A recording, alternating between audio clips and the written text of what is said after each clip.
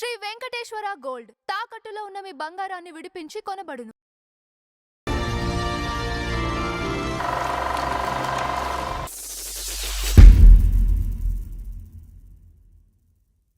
నమస్కారం నందం హరిచంద్ర గారు. నమస్కారం అంజబాబు గారు. ఈరోజు మన ఫ్లాష్ బ్యాక్లో సుకన్య గారి గురించి మాట్లాడుకుందాం. తమిళనాడు వెళ్ళారంటే మళ్ళీ సుకన్య కమల్ హాసన్తో మహానది, తర్వాత దీంట్లో జగపతి బాబుతో పెద్ద తెలుగులో కూడా చేసింది తమిళ ఆవిడ. అక్కడే ఆగిపోండి, ఎందుకంటే ఈ సుకన్య కాదు నేను చెప్పేది. తేనె మనసు మరి అలా అనాలి సార్. సుకన్య చాలా మంది సీనియర్స్ నుంచి రావాలి. సుకన్య ఆనాడు 1960s ప్రాంతంలో ఇది ఇప్పుడు నేను చెప్పేది. ఓకే, కొంతమంది అమ్మాయిలకి సినిమా అనేది కళల స్వర్గం. ఓకే, వెళ్ళాలని మనసులో ఉంటుంది కానీ వెళ్ళలేరు. ఇచ్చైతే ఫ్యామిలీలో రిస్ట్రిక్షన్స్ ఉంటాయి, ట్రెడిషన్స్ సంప్రదాయాలు ఉంటాయి. వాళ్ళు బయటికి వెళ్ళనిచ్చేవాళ్ళు కాదు అప్పట్లో ఆడపిల్లల వాళ్ళని. కానీ వాళ్ళు బలవంతంగా అణుచుకునేవాళ్ళు.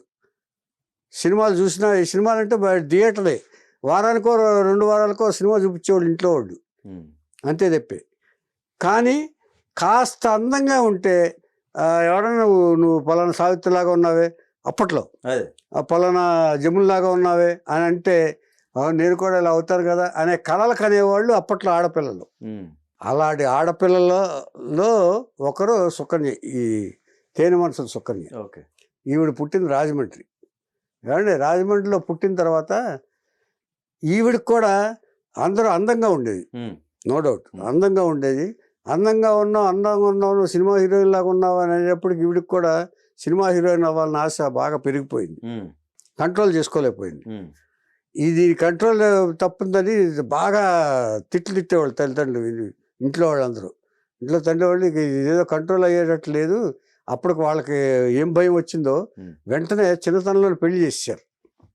చిన్నతనం అంటే అదే పెళ్ళిడికి వచ్చిన అమ్మాయి అంటే ఇంకా కొంచెం కాలం ఆగేవాళ్ళేమో.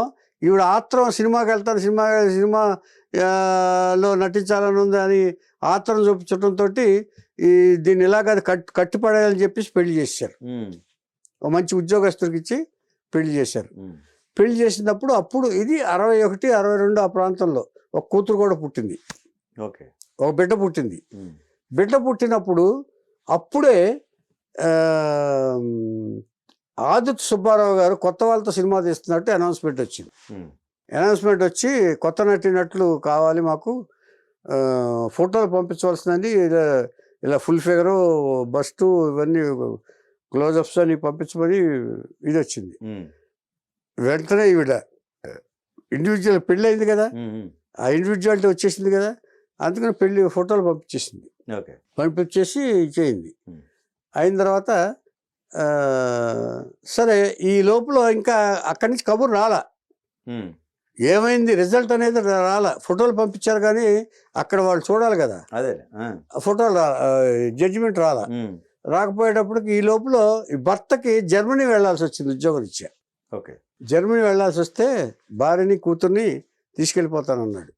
చాలా కాలం ఉంటుంది అక్కడ ఉద్యోగం, మనందరం కలిసి వెళ్ళిపోదాం అన్నాడు. ఐఎమ్ సారీ నేను రానంది. అదేంటన్నాడు. అవును నేను సినిమాలో నటించాను. సినిమా ఏంటి, ఇదేం పిచ్చి నీకు అన్నాడు. నాకు పిచ్చానండి, సినిమా అంటే పిచ్చే, అంచేత నేను అక్కడికి వెళ్ళి మళ్ళీ ఇచ్చేయలే, నేను అంచేత నా ఆశ నెరవేర్చుకుందే నేను ఇక్కడి నుంచి కదలను. అంటే నీకు కాపురం కంటే అది ఎక్కువ? అవును ఎక్కువ, సినిమాను ఎక్కువ, చిన్నప్పటి నుంచి కలగన్నాను నేను, మా వాళ్ళు వచ్చి పెళ్లి చేసి పాడేశారు ఇక్కడ అని భర్తడు చెప్పాడు. బతిమాలాడు, చెప్పాడు చూశాడు, ఇక నీ కర్మ అని చెప్పేసి కూతురు కూడా వదిలేసి వెళ్ళిపోయాడు. ఆయన జర్మనీ వెళ్ళిపోయాడు. అప్పుడు ఆడిషన్కి రమ్మని ఫోటోలు సెలెక్షన్ అయ్యి వచ్చింది మెడ్రాస్ నుంచి. వస్తే అప్పుడు వేసుకుని కూతురు కూడా తీసుకుని వెళ్ళింది. ఆడిషన్ కూతురుని తీసుకెళ్ళా, కూతుర్ని ఇక్కడ పెట్టేసి వెళ్ళింది. వెళ్ళిన తర్వాత అక్కడ ఎంతమంది వచ్చారు? సుకన్య, సంధ్యారాణి, జయలలిత, హేమమాలిని, కృష్ణరాజు, కృష్ణ, ఇలాగా మొత్తం వచ్చారు. వచ్చేటప్పటికి హేమమాలిని జడ్జెస్ ఎవరు? కె విశ్వనాథ్, మలపూడి వెంకటరమణ గారు. ఎవరు సెలెక్ట్ అయ్యారు? బక్కగా ఉన్న సంధ్యారాణి, రాజమండ్రి పెళ్ళైన సుకన్య, పెళ్ళైందని అప్పుడు వాళ్ళకి తెలిసి ఉండదులేండి. Okay okay. సుకన్య అందంగా ఉన్న హేమమాలిని సెలెక్ట్ కాలేదు, ఉమ్, జయలలిత సెలెక్ట్ కాలేదు, కృష్ణ సెలెక్ట్ కాలేదు. ఓకే. కృష్ణ ఎయిర్ ఫోర్స్లో ఉద్యోగం చేస్తూ వచ్చిన రామ్మోహన్, ఉమ్, అప్పుడు ఎయిర్ ఫోర్స్లో ఉద్యోగం చేస్తూ ఉండేవాడు, ఓకే. దేవానందలో ఉండేవాడు అన్నారు పాపం. ఏమండి వాళ్ళు నలుగురు సెలెక్ట్ అయ్యారు. ఉమ్, సెలెక్ట్ అయిన తర్వాత వాళ్ళందరికీ ఒక నెల రోజులు క్లాస్ పెట్టారు ఉమ్, మొత్తం. అంటే ముందు ధైర్యం రావడానికి సినిమాకి, ఫిలిం వేస్ట్ అవ్వకుండా, అప్పట్లో ఉమ్, ఉమ్, ఫిలిం వేస్ట్ అవ్వకుండా ఉండాలంటే రిహార్సల్ చేయాలి ఎక్కువ. ఓకే. ఆ తర్వాత ముందు భయపడకూడదు. ఆర్టిస్ట్ కొత్త అనేటప్పుడు భయం ఉంటుంది కదా అదే, సినిమాలు అవును, నటించాలంటే. అవును, ఉమ్, ఉమ్, అందుకని ముందు వాళ్ళందరినీ కలిపి బీచ్లకి తీసుకెళ్ళి వాళ్ళు ఎంటర్టైన్మెంట్ చేస్తూ వాళ్ళందరినీ కలిపి స్నేహంగా ఉండేటట్టు చేసేసి భయం పోగొట్టారు ముందు. ఉమ్, ఇది సైకలాజీ, డైరెక్టర్ యొక్క సైకాలజీ. Right right.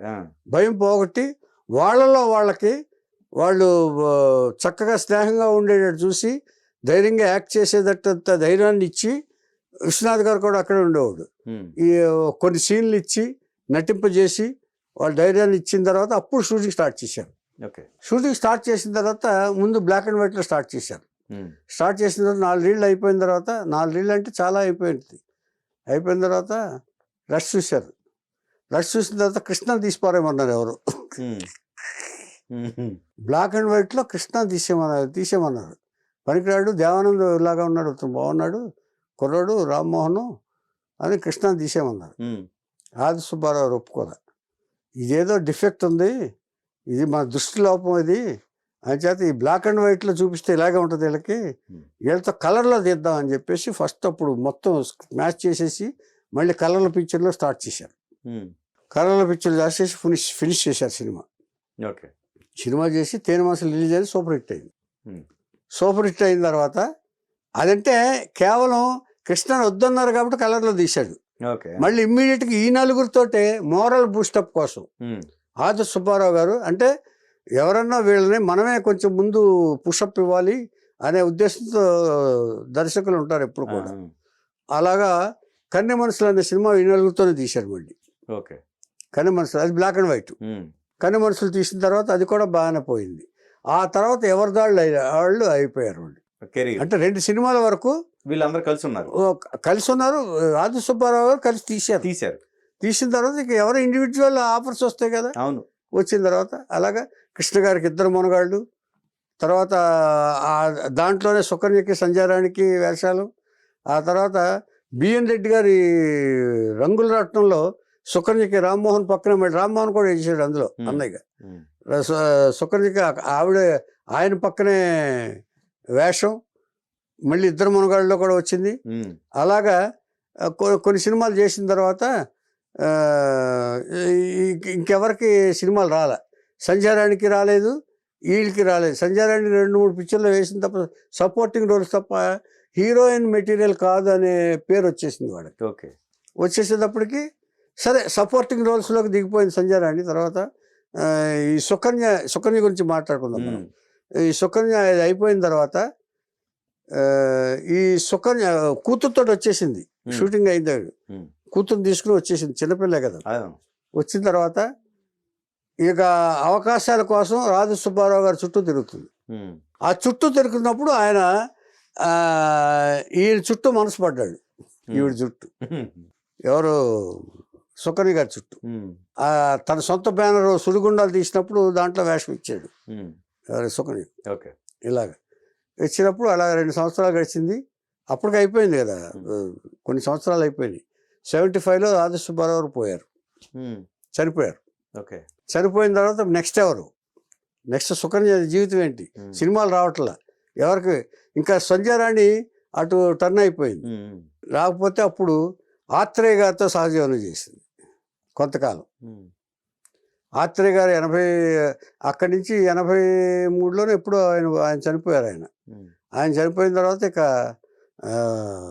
ఆత్రేయ గారి సహకారం ఉండంగానే ఒక నిర్మాత, అంటే నాకు తెలిసి భావనారాయణ గారి అబ్బాయి అనుకుంటాను, ఆ అబ్బాయితో కూతురు పెళ్లి చేసేసింది. అదొక మంచి పని చేసింది. చేసి రాజమండ్రి వెళ్ళిపోయింది. సినిమాలు లేవు, రాజమండ్రి వెళ్ళిపోయింది. రాజమండ్రి వెళ్ళిపోయిన తర్వాత 1990లో ఆవిడ ఏదో అనారోగ్యం కారణంగా అక్కడ చనిపోయింది ఆవిడ ఓకే ఓకే. కొంతకాలం. అంటే ఈ లైఫ్ ఇలా డిస్టర్బ్డ్ లైఫ్ ఒక ఒక ఒక ఫారిన్ కంట్రీలో ఉండవలసిన అంటే ఒక పిచ్చి ఆలోచనతోటి సినిమాలో ఉండొచ్చు, కానీ భర్తనే కాదనుకుని ఎదిరించి సినిమాలోకి వెళ్ళటం అనేది ఆవేళ సుకన్యకి శాపంగా మారింది. తను అన్నది కదా, తను నా కోరిక అది, ఆ కోరిక అది కోరిక. ఎంచేతండి అందరూ హోప్ చేయరు కదండి సినిమాలో. ఏంటంటే అందరు భర్తలు యాక్సెప్ట్ చేయరు కదా. చాలా మంది ఇదివరకు భర్తలు కూడా తీసుకెళ్లేవాళ్ళు, వెంట పెట్టుకుని తీసుకెళ్లేవాళ్ళు. ఈయన అలా యాక్సెప్ట్ చేయలే, సుకన్య గారి హస్బెండ్. అంచేత కొంతకాలం అలా తిరిగిన తర్వాత హెల్త్ ప్రాబ్లమ్స్ వస్తాయి కొంచెం ఈ డిస్టార్షన్ లైఫ్లో. సినిమాలో అదే హెల్త్ ప్రాబ్లమ్స్ వచ్చిన తర్వాత 1990లో ఆవిడ చనిపోయిందని తెలిసింది నాకు. ఆ తర్వాత సినిమా కెరీర్ చూసుకుంటే లిమిటెడ్ లిమిటెడ్ అంటే సినిమా కెరీర్ ఇంకా ఈవిడికంటే సంజారాణి బెటర్. ఎన్ని సినిమాలు ఉంటాయి ఓవరాల్ గా? ఓవరాల్ 10-15 సినిమాలు అంతే, అంతకంటే వెళ్ళావు. చాలా తక్కువ చేశారు, చాలా తక్కువ. అసలు ఆదుర్తి సుబ్బారావు గారు పోయిన తర్వాత అసలు ఆదుర్తి సుబ్బారావుతో కనెక్షన్ అయిన తర్వాత సినిమాలు కూడా తక్కువ, ఎవరు ఇవ్వలా. Okay okay. అప్పట్లో ఓ డైరెక్టర్తో ఉన్నారు అంటే ఎవరు. తర్వాత ఆత్రేయ గారే వల్లే ఆ అమ్మాయి పెళ్ళయింది, ఆత్రేయ గారి రికమెండేషన్ తోటి. అదొక మంచి పని చేసింది కూతుర్ని. అలాగా అంటే ఒకటండి, ఆశపట్టంలో తప్పు లేదు, కానీ కెరీర్ని ఒక డిస్టార్షన్ లెవెల్లో నడిచిపోయిందేమని డౌట్ నాకు. మన సుకన్య ఒక కెరీర్ లేకపోవచ్చు అనేక విధాలుగా ఇంకోలాగా ట్రై చేస్తుంటే బాగుండేది, కానీ వేరే దారిలో వెళ్ళటం వల్ల ఆవిడ జీవితం డిస్టర్బ్ అయిందేమో నాకు. కానీ డేరింగ్ స్టెప్ అండి లైఫ్లో అటు టర్న్ అయ్యి రావటం అనేది ధైర్యం. ఆ స్టెప్ మటుకి చాలా ధైర్యం ఉండాలి, దానికి చాలా ధైర్యం ఉండాలి. పైగా ఆవిడ ధైర్యవంతురాలంట సుకన్య గారు కూడా. Okay okay. ఆ వాయిస్ కూడా వినే ఉంటారు మీరు. అయిన తర్వాత అంతకంటే అదృష్టం చూడండి, హేమమాలిని జయలలితని కాదని సుకన్య సంజయరాణిని సెలెక్ట్ చేయటం చూడండి, వాళ్ళకి అదృష్టం చూడండి. ఇప్పుడు ఎవరైనా ఊహించగలరా అది? అలాగా వాళ్ళు నచ్చలేదు వాళ్ళకి. అంటే ఎవరికి ఎప్పుడు ఎలా నచ్చుతారో చెప్పలేమంటానికి అదే ఆదిత్య గారు సుకన్య మీద మనసు పడ్డట్టే. అంటే ఇంకొక కారణం కూడా ఉంది, ఆదిత్య గారు కూడా రాజమండ్రి, ఆ పక్క ఇళ్ళే ఉంటాయి వీళ్ళే, పక్క వీధులు. ఆదిత్య గారిది రాజమండ్రి, ఈవిడిది రాజమండ్రి, అక్కడే తెలిసి ఉంటుంది వీళ్ళకి, అందుకే సెలెక్ట్ చేసి ఉంటారో నాకు డౌట్. అంటే మనకు పర్సనల్గా తెలియదు, కానీ ఆదిత్య గారు ఊరు రాజమండ్రి, సుకన్య గారి ఊరు రాజమండ్రి, పక్క వీధిలో వీళ్ళని విన్నాను నేను. అక్కడే పరిచయం అయి ఉంటుంది ఆవిడకి. అలాగే సెలెక్ట్ పైగా ఊరి పేరు చెప్పగానే ఆయన సెలెక్ట్ చేసి ఉంటాడు ఆయన, ఆదిత్య సుబ్బారావు, ఈ అమ్మాయిని తీసుకుందాం అని. లేకపోతే ప్రాంతీయ అభిమానం కొంత ఉంటుంది కదా న్యాచురల్గా. తర్వాత వాళ్ళు అడిగిన దాన్ని బట్టి కూడా, సార్ మీరు ఎలాగైనా వెళ్ళాలంటే నా జీవితాశయం నా భర్తను కూడా వదులుకుని వచ్చాను అని చెప్పుంటారు కదా ఈవిడ, పర్సనల్ రిక్వెస్ట్ మీద. అంచేత ఒక నటి రావటానికి అనేకమైన కారణాలతో రావచ్చండి, అనేకమైన కారణాలతో డైరెక్టర్ అవ్వచ్చు. దీన్ని బట్టి తెలిసింది ఏమిటంటే, మనకి అందులో ఎక్కాలనుకుని అందరూ ఆశిస్తారు, అందరూ అనుకుంటారు, కానీ అందరూ ఎక్కలేరు. అందం ఉన్నంత మాత్రాన నేను అందరూ ఎక్కగలను అనుకుంది సుకన్య, నేను అందగత్తెని అందరూ ఎక్కగలను అని అనుకుంది సుకన్య. కానీ ఆ అందం శాశ్వతం కాదని, అందం ఉన్నంత వరకు ఆదరించేంత వరకే అది దానికి వాల్యూ ఉంటుందని తెలుసుకోలేకపోయింది. ఎంచేతంటే ఆదిత్య గారితోనూ ఆత్రేయ గారితో ఉన్న తర్వాత ఆవిడ మీద అభిప్రాయం ఇండస్ట్రీలో ఏముంటుందండి, ఇంకెవరు కొత్త క్యాండిడేట్ ఎవరు రారు. ఒకవేళ పెళ్లి చేసుకుందాం అనుకున్నా కూడా భర్త దగ్గరికి వెళ్దాం అనుకున్నా భర్త రానివాడు, ఇంట్లో వాళ్ళు రానివారు. అంచేత జీవితం చిందరవందర చేసుకుని, ఈ రెండు సహజీవనాలతోటి జీవితం చిందరవందర చేసుకుని గోదావరి తీరం చేరుకుంది సుకన్య. అంచేత ఇంతకంటే దురదృష్టం ఇంకోటి లేదండి. అంచేత అంటే ఒక విధంగా సుకన్యకి అందం, తను అందగత్తెననే ఒక ఇది ఉండేదండి ఆవిడకి. ఈ రెండింటి ఇన్ని సంవత్సరాలు 10 సంవత్సరాల సినిమా ఇండస్ట్రీ తర్వాత దాని మీద అట్రాక్షన్ తగ్గింది కొంచెం. ఆ తగ్గిన తర్వాత ఇక ఏ దారి లేక దారి తెన్ను లేక గోదావరి తీరం చేరుకుంది సుకన్య. అదే అంచేత ఇలాంటి వాళ్ళ జీవితాలు ఏంటంటేనండి, అంటే కొంతమందికి డెఫినెట్గా అదృష్టం కలిసి రావాలండి ఉండాలి. Cinema industry. అవును సినిమా అనేది అంటేనే అదృష్టం, లక్కు. రైట్ రైట్ అంచేత టాలెంట్ ఎంతమంది ఉన్నారండి. అవును. ఇంతెందుకు, అవును. నీకు అదృష్టం ఉండబట్టే, సగం అదృష్టం ఉండబట్టే హేమమాలిని జయలలితని కాదని సెలెక్ట్ అయ్యావు. అవును ఆ అదృష్టాన్ని మనం దురదృష్టంగా మార్చుకున్నది ఆవిడే స్వయంగా. రైట్ ఒకవేళ నిజంగా ఆవిడ క్యారెక్టర్ల కోసం ప్రయత్నం చేస్తుంటే ఉండేదేమో. క్యారెక్టర్ల కోసం సిన్సియర్గా ప్రయత్నించే తల్లి క్యారెక్టర్లకి, వదిలి క్యారెక్టర్లకి మంచి ఆర్టిస్టు, మంచి అందగత్తి కూడాను ఉండేది. కానీ ఆవిడ ఏం చేసింది, అక్కడ ఫుల్ స్టాప్ అయిపోయింది సహజీవనానికి. ఓకే ఆదుర్తి గారితో, ఆత్రేయ గారితో ఇక ఎవరు పిలవరు. ఆనాడు ఆ పరిస్థితుల్లో ఇక ఎవరు పిలవక, ఎవరు దారి లేక కూతురు పెళ్లి చేసేసి తను ఊరెళ్ళిపోయింది. ఓకే ఇది సుకన్య చరిత్ర.